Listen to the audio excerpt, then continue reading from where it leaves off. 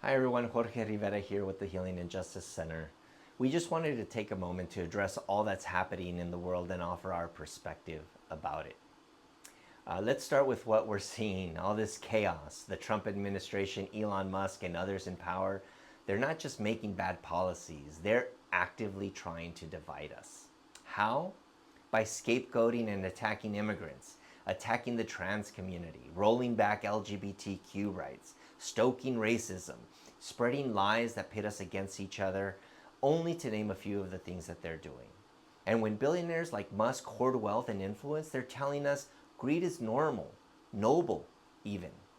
These leaders and the systems that prop them up aren't operating in a vacuum. The way they lash out, scapegoat, and cling to power, it's rooted in trauma.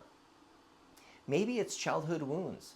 Maybe it's generations of being taught that domination equals strength. Who knows? But what we do know is that trauma that goes unhealed gets passed on. It becomes policies that punish, rhetoric that dehumanizes, and a culture that tells us to compete instead of connect. The harm here isn't just political, it's personal. When leaders normalize hate, it seeps into our schools, our workplaces, and our families.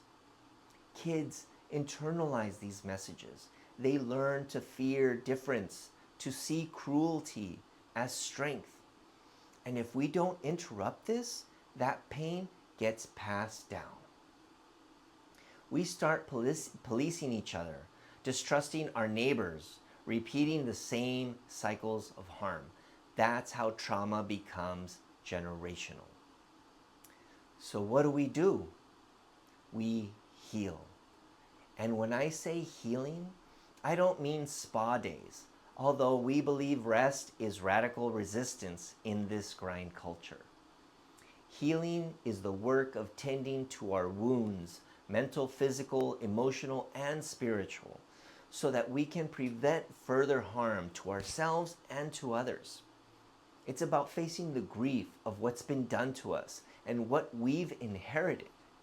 But it's also about building resilience, skills to stay rooted when the next storm hits, whether that's a hateful policy or a wildfire. Healing means facing stuff we would rather ignore. It means sitting with the fact that even those that are causing harm, those billionaires and the politicians, they're all products of the same broken systems that we are purporting to change. Understanding isn't excusing. We can hold people accountable and still recognize their humanity. That's how we stop the cycle. By refusing to become what we're fighting. And our movements need healing too. When our communities and ourselves are constantly in crisis mode, protesting, organizing, surviving, we don't get to process that stress.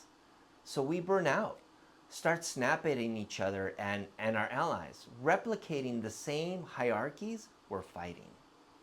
That's why we have to create spaces to grieve, to breathe, to say, this hurts and I see you.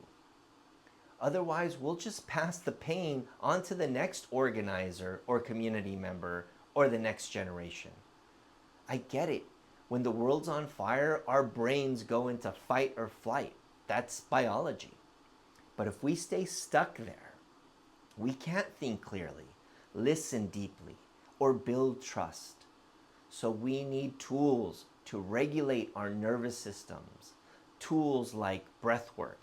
Even 60 seconds of deep belly breaths can calm panic, or grounding. Just name 3 things that you see, hear, and feel. It brings you back to the present moment. Or communal care, cry with a friend, dance it out, scream into a pillow together. This isn't just about being zen while the world burns. Healing is how we resist becoming what we're fighting.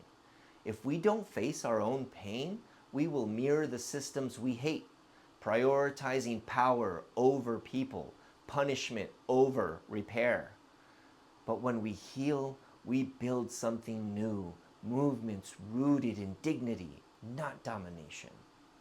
This is hard, This work is messy, it's uncomfortable.